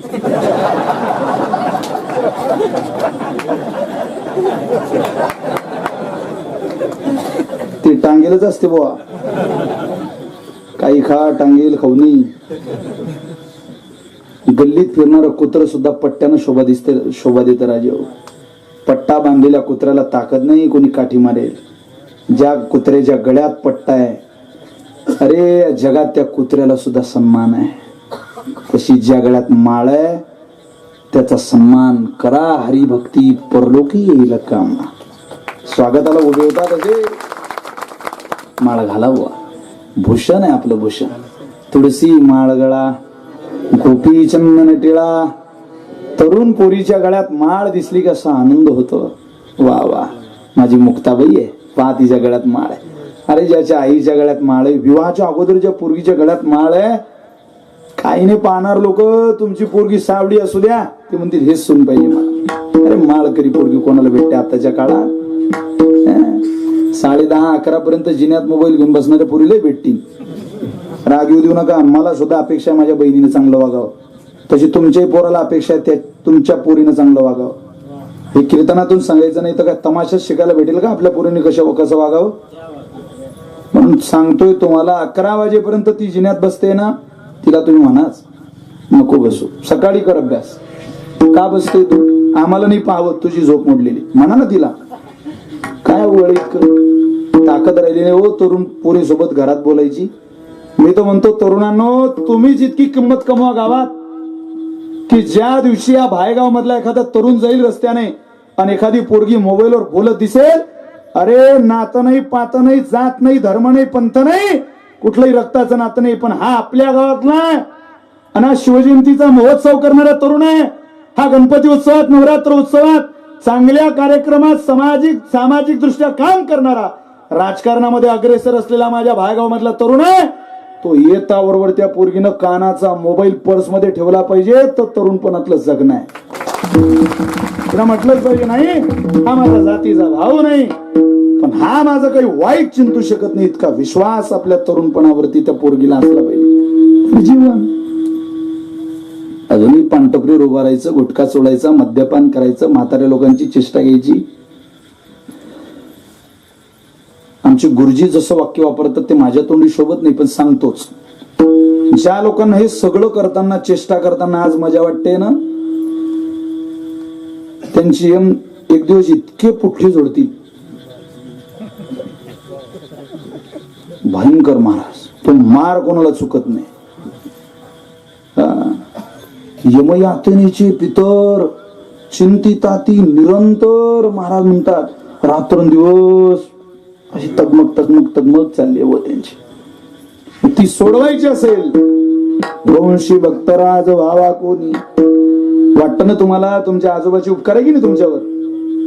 काही इतके करोडपती होतो तुम्ही मी, अरे हा विशाल महाराज खोले कीर्तनकार आहे, माझ्या आजोबाचे उपकार आहे. ओंकार नामदेव खोले पाटलाचे पायवारी केली म्हणून नातू कीर्तनकार झाला. तुमच्या आजोबाची तुमच्यावर उपकार आहे. दर महिन्याची पायवारी केली महाराज, आनंदाने सांगतो. लोक म्हणतात सहज नाही, आमच्या आजाने दर महिन्याला वारी केली पायात चप्पल नाही, कायम फटका बांधला. 20 वर्षाच्या वयापासून फेट्यावरचे फोटो माझ्या आजोबांचे माझ्याकडे. 99 वर्षाचे होऊन मारले. आता 31 मार्चला आमची आजी 104 वर्षाची होऊन मारली. सगळ्या निळूबाऱ्यांच्या नाथांच्या गोळीनी पाठ होते महाराज. किती चांगलं वाटतं त्या म्हाताऱ्या लोकांना पाहून की यांच्या नाथांच्या गोळीनी पाठ आहे, निळूबाऱ्यांच्या पाठ आहे. समाधान वाटतं. आता कोणी दिसत नाही. मला आता काल तुकाराम बाबा बनकर नावाचे व्यक्तिमत्व आहे, देडेगावांचे, जालना जिल्ह्यातले. तुकाराम बाबा म्हटले, फोन केला, ते चंद्रभागेत होते. विशाल बुवा मी आता चंद्रभागेत आहे. मी चातुर्मासामध्ये असताना ते माझा खूप सांभाळ करायचे. मग म्हटलं काय करताय तुम्ही आता? काही पाठ नाही, पोथी नाही, काहीच चालू नाही, काय करता? त्यांनी असं उत्तर दिलं महाराज. ते म्हणत मी चंद्रभागेचं स्नान करतो, माझ्या पांडुरंगाची पूजा करतो, सकाळी 9ला बसलो एकदा की संध्याकाळी 6 पर्यंत रामकृष्ण हरी रामकृष्ण हरी एवढंच म्हणतो, काही करत नाही म्हणे. सांगा काय परमार्थ असेल. घरची परिस्थिती तुम्हाला जर सांगितली, अरे काहीच कमी नाही घरी. काय गावाचं नाव सुद्धा सांगतोय तुम्हाला, काहीच कमी नाही महाराज, सगळं भरमसूट. ती लोक भजन करत आहे. आपल्यालाच काय ऊत आला इतका कळत नाही. कधीतरी बाणावरती या, मरणाच्या आधी ही तयारी करून घ्या. आधी तुकोबर म्हटलं आमच्या जीवनातही घडला होता प्रसंग, पण आम्ही सावध झालो, सावध झालो, सावध झालो, सावध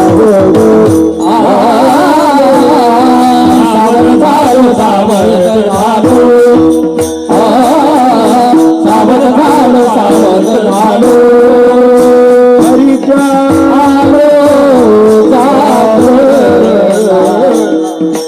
हरिचालो जागरणा.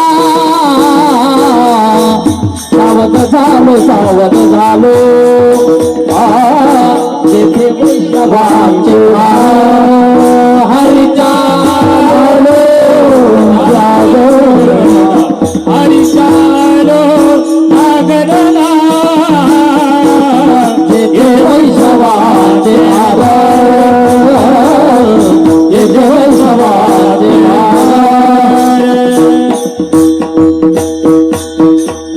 जय जयकार गरजत से, जेथे वैष्णवांचे भार तेथे आम्ही सावध झालो. आम्ही तिथं गेलो, पळून या गेली झोप. माणसाला सावध होण्याकरता हीच संधी. नसलेल्या गोष्टी न दाखवणं याला परमार्थ म्हणतात, आणि नसून सुद्धा दाखवण्याचा प्रयत्न करणं त्याला परमार्थ म्हणतात. आपलं पाप कोणालाही दाखवावं त्याला परमार्थ म्हणतात, आणि पुण्य कोणालाही सांगू नये, त्याला प्रपंच म्हणतात. आपलं उलट झालंय. आपण पुण्य सांगत फिरतो आणि पाप झाकून ठेवतो. तसं नाही. नको त्या गोष्टी कशाला वाढवायच्या. एका पोराला पाहुणे पाहण्याला येणार होते, त्याचे वडील म्हटले गड्या जर आपला संबंधच काही मिळ नाही येत म्हणे, होत नाहीये, तू जरा वाढवून सांग काहीतरी. तू म्हणे बरं, राम राम राम राम राम बसा. काय नाव तुमचं? अमुक अमुक. 12वी झाली बहुतेक तुमची. नाही हो, मी तर ग्रॅज्युएट आहे. अरे बा, 2 भाऊ आहे का तुम्ही? नाही बा, आम्ही तर लय 10-15 भाऊ आहे. आता त्याला वाटलं वाढूनच सांगायचं. बाप लागला बा खोकलायला. त्याला काय वाढून सांगितलं म्हणे, काय सांगताय? बाप खोकलला तर हाही खोकलला. तुम्हाला काय खोकला आहे का? नाही हो, मला तर टीबी आहे म्हणे. कुठले बा पाहुणे, आता काय पूजा करतील याची? नको त्या गोष्टी वाढवणं, यालाच तर प्रपंच म्हणतात. अरे जैसा आहे तैसा राहे, तरी का देव दुरी आहे? जसा आहे तसा राहिला. एखादा म्हणेल लोक म्हणतील बोलतच नाही. म्हणू द्या ना, लोकांना काय घेऊन बसले. जसं आहे तसं राहा. अंतकरणात आपण किती चांगले आहोत आणि किती वाईट आहे हे जगापेक्षा मला असं वाटतं स्वतःच स्वतःला नक्की कळतं. जगात जाऊ द्या, स्वतः शिरा सिंहावलोकन करा. मी तुमचे 5 मिनिट जास्त घेतले, काही जास्त न घेता. त्यामुळे आता वेळेकडे लक्ष दिलं पाहिजे, कारण सध्या घड्याळकडे लक्ष दिलंच पाहिजे. विठ्ठला विठ्ठला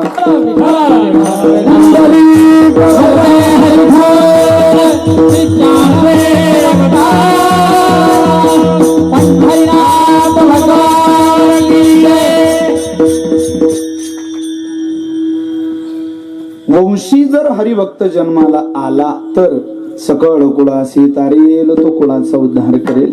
वा वा वा, तू खूप बरं आहे. समाधान झालं आम्हाला. काय करेल तो नेमकं? यमाचे यमदंड चुकवेल नरक, तो नरक चुकवेल. नरक काय इतकं विशेष आहे? काय विशेष आहे? अरे बापरे, नरक. मी तुम्हाला रावणाचं नाव सांगितलं होतं आधी. तो रावण घाबरत होता. सांगू का? सांगू ना? जीव घ्या ना आमचा.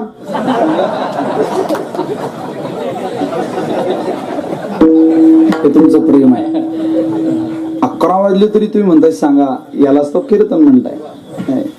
कोणाला भान आलं इतक्या वेळेत घड्याळाचं? आता रमवून जाऊ कीर्तनात.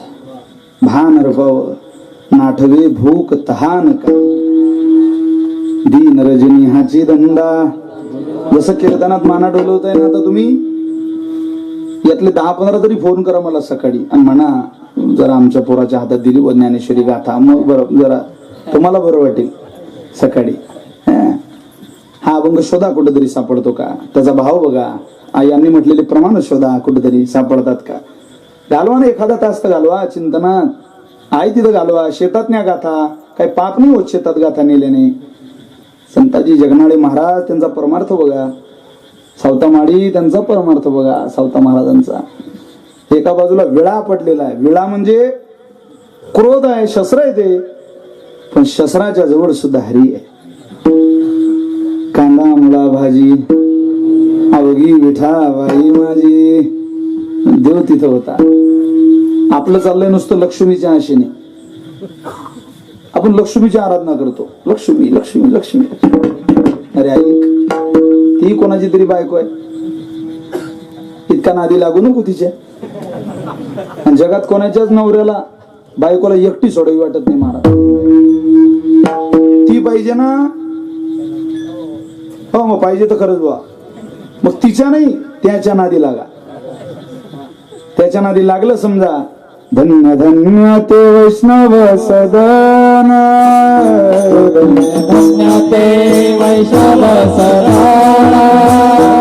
जेथे लक्ष्मी सहित शोभे नारायण, जेथे लक्ष्मी सहित शोभे नारायण.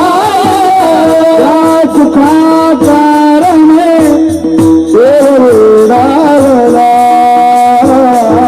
वैकुंठ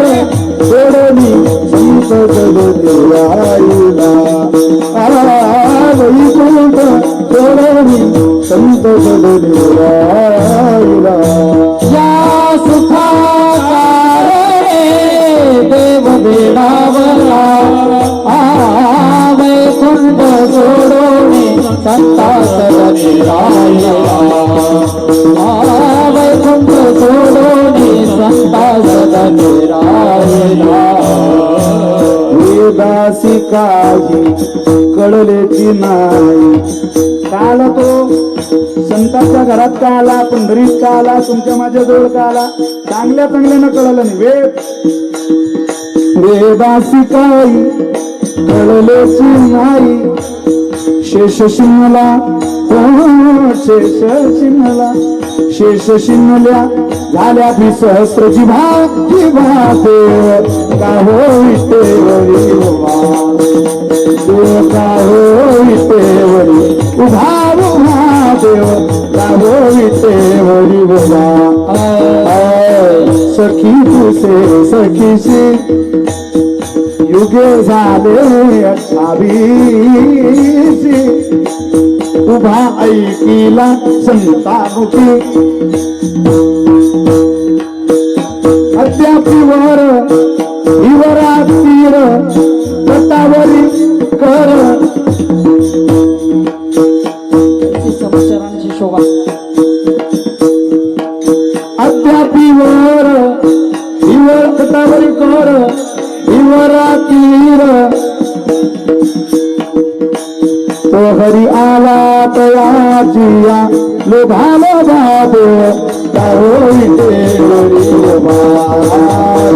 का होईतेवरी उभा उभा देव का होईतेवरी उभा होईतेवरी उभा उभा देव का होईतेवरी उभा देव का होईतेवरी उभा उभा.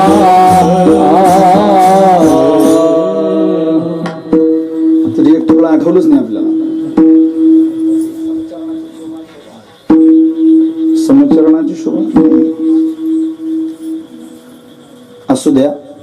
हा सगळा गेल्या 2 वर्षाच्या कोरोनाचा क्षमा करा. कोरोनाने आमची जिरवली. म्हणजे 50-50 कीर्तन करायचे आम्ही मेहनतून. आता 5 झाली तरी समाधान वाटतं. लय अवघड आहे कोरोनाचं. जाऊ द्या. मी तुम्हाला कोण सांगत होतो? रावणाला धाक होता. आपण जे माचे मदंड चुकविल नरक विषय फार मोठा आहे. छोटा करून सांगतो, कीर्तन संपवतो. सगळ्यांनी टाळी वाजवा, भजन करा. विठोबार कुमारी जय गोपाळ हरी जय गोपाळ हरी जय जय गोपाळ कुमारी गोपाळ कुमारी जय जय गोपाळ कुमारी गोपाळ कुमारी जय जय गोपाळ कुमारी जय गोपाळ कुमारी गोपाळ कुमारी गोपाळ कुमारी जय गोपाळ कुमारी गोपाळ कुमारी गोपाळ कुमारी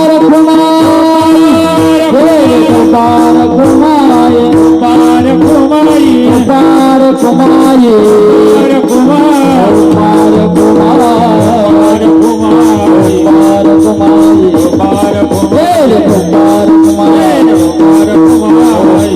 कुमारी गोपाळ कुमारी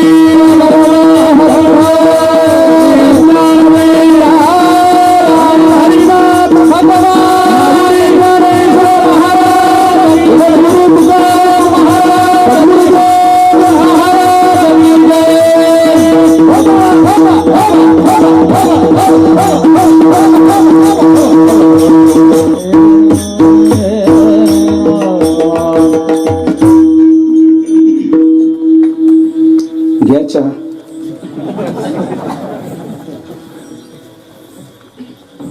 यमाचे मदंड चुकविल नरक वंशी झाली एक हरिभक्त. काय बोलताय महाराज तुम्ही? नरक नरक म्हणजे काय? अरे बाबा, नरक एक भली मोठी भगवंतानी केलेली व्यवस्था आहे. 28 नरकांचं वर्णन श्रीमद भागवत महापुराणामध्ये आलेलं आहे. त्या महापुराणाने सांगितलेली काही नरक इतकी घनघोर आणि कठीण आहेत. या नरकाची भीती रावणाला होती. कशी होती म्हणे, कधी होती? ही जी 6वी आहे ना 5वीला येणारी, ती रावणाच्या घरी कामाला होती. काय श्रीमंती होती रावणाची. पहा, तुमच्या गावात येते की नाही 6वी? कधी? 5वीला. आमच्या भागात तिने येणं बंद केलं आता, तिकडे येत नाही ते. तिकडे सगळे पोरं दवाखान्यातच होता. कोणा रूम नंबर मध्ये जाईन ते, कोणता पोरगेची 5वी पाहिजे, ती काही धमकी घेत नाही आता. ती 6वी रावणाच्या घरी पाय चेपायला. ती एक दिवस पाय चेपते, रावणाने विचारलं, 6वी झोपू का मी? झोपा म्हणे. डोळा लागला रावणाला. आणि तेवढ्याच 6वी नशीब लिहायला गेली पोराचं लंकेत. तिकडून आली तर रावणाला जाग आलेली. कुठं गेली होती ग? गेली होती नशीब लिहायला. इकडे नशीब लिहायला गेलेली. बर बर, काय माझा जन्म झाला ते वेळेला आली असेल 6वी? मग म्हणे हो, इकडे बैस. माणसाला बालपण ऐकावंच वाटतं बा. कोणाही कोणी असो, रावण जगाचा मालक बघा ना तुम्ही. आई मी कसा होतो, आत्याला विचारायचे परमात्मा आहे की नाही. मग का ग बाई सांग, तू माझ्या जन्माच्या वेळेला आली होती म्हणे. काय तू माझ्या जन्माला आली त्यावेळेला काय होतं म्हणे? भला मोठा थाट होता. काय लिहिलं तुम्ही? काय लिहिलं तू माझ्या जन्माला आली? ती म्हणे मला लिहिता येते, वाचता येत नाही. म्हणे वाचेल कोण? म्हणे ब्रह्मदेव. आता याची सत्ताच होती महाराज. खातं मदत पुनर्वसन असो की कृषी खातं असो, एका मिनिटात जाऊन भेटणे हाच विषय होता. सत्ताच तितकी होती. गेला ब्रह्मदेवाकडे. काढा आपली फाईल. काढली. बर काय लिहिलंय म्हणे त्याच्यात? सगळं वाचलं. शेवटचे 2-3 वाक्य वाचा. रावण म्हटला. शेवटी असं लिहिलं होतं, खटवांग दीर्घबाहू अज रघुराजा दशरथ राजा यांचा सुपुत्र राजा दशरथाचा श्रीरामचंद्र आणि त्या प्रभू रामचंद्राच्या हातून तुझा मृत्यू आहे. पुढे म्हणजे तुला खितपत पडायचंय नरकात. नरकात? हो. काय असतो तिथे? भयंकर यातना आहे रावणा. ब्रह्मदेव म्हटले. मग ते तेवढं पुसून टाका. कोण म्हणतोय? रावण. कोणाला? ब्रह्मदेवाला. ब्रह्मदेव म्हटले, रावणा लिहायचं काम 6वीकडे पण वाचायचं काम माझ्याकडे. याच्यात खाडाखोड करता येत नाही मला. तो काय आताच्या सारखा कारभार होता? आता तो खाडाखोड आखी फाईल फाडू शकतो आपण. खाडाखोड सोडा, नवीन फाईल निर्माण होऊ शकतो. बर बर. तपास यंत्रणा सुद्धा कधी कधी खरं सांगतो तुम्हाला, राजकारण सोडा, सध्या त्या ईडीचं नाव ऐकलं टीव्हीवर की असं वाटतं जगामध्ये तपास यंत्रणा काम करते की नाही. 20 वर्षाच्या अगोदर ईडीचं नाव घेतलं तरी असं वाटायचं सर्वोच्च तपास यंत्रणा. आता ईडी झाली हो. कोणाची मागे लागते उठसूट. म्हणजे काही होऊ शकतं. काही तुम्हाला जर एखाद्याचा बदला काढायचा आहे ना, तुम्ही कोणी कारणाने त्याच्या मागे काही लावू शकता. अशी परिस्थिती आली. आणि ही न्यायाच्या दृष्टीनं भले मोठी घातक बाब आहे.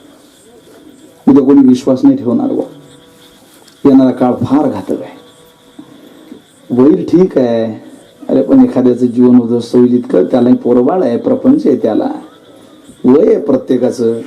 प्रत्येकाच्या वयामध्ये एक जबाबदारी असते. त्याच्याकडे कोणीतरी आशेने पाहतोय. जीवन वेचावं लागतं. क्षेत्र कोणतेही असो, राजकारण असो की धर्मकारण असो की सामाजिक काम असो, जीवन वेचल्याशिवाय कोणाला काहीच पदरात मिळत नाही. लोक चालले बघा ते खाडाखोड करा. नाही म्हटलं जमणार नाही, आपल्याकडून ते होत नाही. मग नरक कशाला म्हणतात ते दाखवा. माझा जिथे वाट आहे. घेतलं रावणाला त्या अंधकारमय नरकाजवळ गेले. त्या अंधकारमय नरकाच्या दरवाज्यावरती रावणाला लात मारायला लावली ब्रह्मदेवाने. अंगात जितकी ताकद होती मागे सरला, ताण लात मारली. समोरून आवाज आला, हे मूर्खा, कोण आहे रे? लाज वाटत नाही का दरवाज्यावरती लात मारतो? अरे तू लात मारली त्यावेळेला 2 अनुकुचीदार सळया माझ्या डोळ्यासमोर ठेवलेल्या होत्या. त्या तप्त झालेल्या होत्या. त्या माझ्या डोळ्यात गेल्या. माझी दोन्ही डोळे फुटले.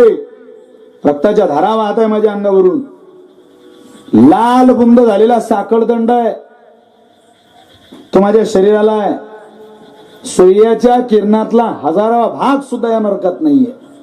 हजारावा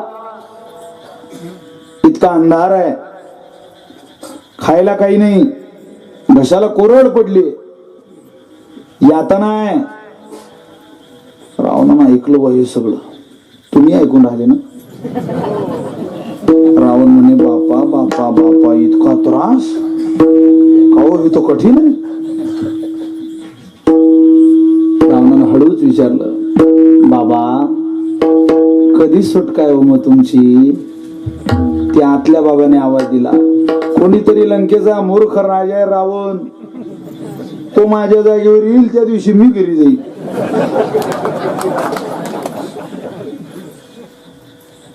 रावण हात जोडले, ब्रह्मदेवा चला म्हणे बा, इतकं कठीण मला नाही सहन होणार. मग ते अद्भुत रामायण सांगतो मला, रावणाही जाऊ शकते गड्या, पण आता तुझा जीव ज्या लंकेत आहे ते सगळं दान कर. रामाला कर नाही तर राम भक्ताला कर. जगाच्या मालकाने जे राम भक्त लंकेत पाठवला आणि ज्याच्या घरापुढे लिहिलं होतं म, फक्त अंतर होतं रामी मध्ये म मध्ये. रावणाने विचारलं का रा लिहिलं पुढे म लिहिलं, रामाचं नाव लिहितो लंकेत राहतो? नाही दादा, राम म्हणजे रावण आहे, म म्हणजे मंदोदरी आहे. रावणाचा रा आहे, मंदोदरीचा म आहे, असं राम झालं, तुम्ही काय करू त्याला?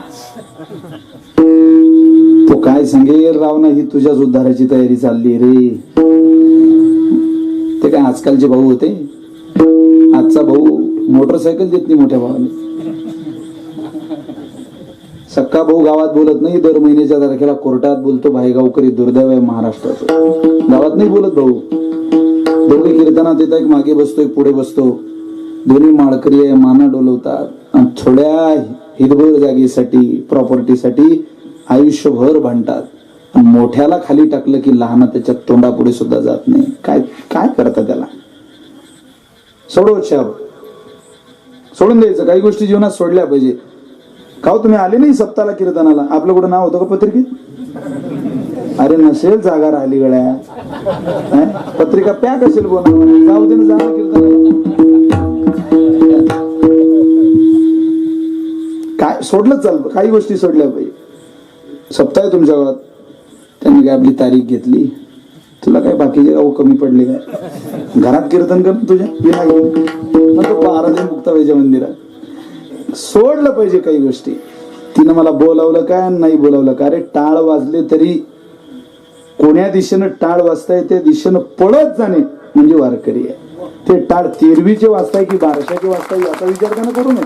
टाळ वाजताय ना, चला तुका म्हणे धावा हे पंढरी विसावा, तुका म्हणे भूक डोळा पहावया मुख, जगाचा मालक कधी दिसतो ही आस लागावी बस. त्या अपेक्षेनं जर तुम्ही जीवन जगला तर हे संतती नक्की घरात जन्माला येईल, मला यात काही शंका नाही. शेवटी तुकोबारा बोलतात, जर तुम्ही सुपुत्र घरात जन्माला घातला तर तो कुळ तारेल 1, तो तुमचे यमाचे यमयातना, तो दंड, तो त्रास चुकवेल 2, तुमच्या कुलाचं नावलौकिक करेल 3. आणि हे सगळं केल्यानंतर त्या पितरांना मिळालेल्या आनंदातून पितर आनंदित होतील 4. आणि आनंदित झाल्यानंतर ते काय करतील? तुका म्हणे पितृ आशीर्वाद देती, तुका म्हणे पितृ आशीर्वाद देती, तुका म्हणे पितृ आशीर्वाद देती, तुका म्हणे पितृ आशीर्वाद देती, तुका म्हणे पितृ आशीर्वाद देती, तुका म्हणे पितृ आशीर्वाद देती, तुका म्हणे पितृ आशीर्वाद